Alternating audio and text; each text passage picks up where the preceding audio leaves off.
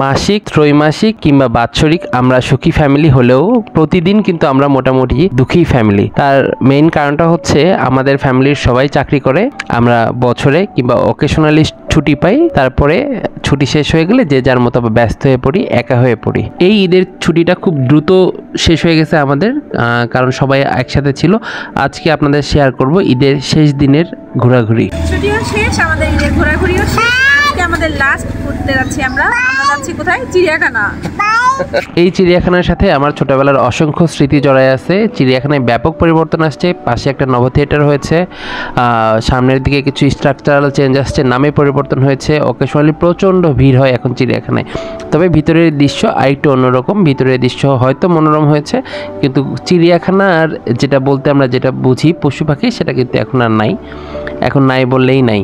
শুধু একটা খাঁচায় দেখলাম যে বানর আছে এবং অসংখ্য মানুষ পিকনিক করছে। এটা মোটামুটি একটা পিকনিক স্পটেই পরিণত হয়েছে, উদ্যান বলা যায়। এক জায়গায় দেখলাম যে এটার নামও হয়তো উদ্যান করেছে বা করার চেষ্টা করছে।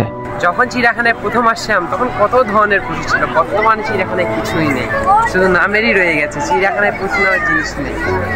2014-তে মাহিনের প্রথম চিড়িয়াখানা ভ্রমণ আমি ভিডিও করে রাখছিলাম। আজকে আমার মেয়ের প্রথম চিড়িয়াখানা ভ্রমণ, এটাও আমি একটু ছবি তুলে রাখছিলাম, একটু ভিডিও করে রাখছিলাম। চিড়িয়াখানায় দেখছিলাম যে আমার মেয়েটা মোটামুটি এনজয় করছে। ওকে নিয়ে চিড়িয়াখানায় হাঁটাহাঁটি করতে বেশ লাগছিল।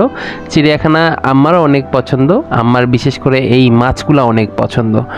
আম্মা মাছ দেখে, তারপরে আমরা ঘুরে ঘুরে পুরো চিড়িয়াখানাটায় দেখছিলাম। অনেক কিছুই নতুন লাগছে আমাদের কাছে, খারাপ লাগছে না, যেহেতু অসংখ্য মানুষ আসছে ঈদ উপলক্ষে এই চিড়িয়াখানা ভ্রমণে।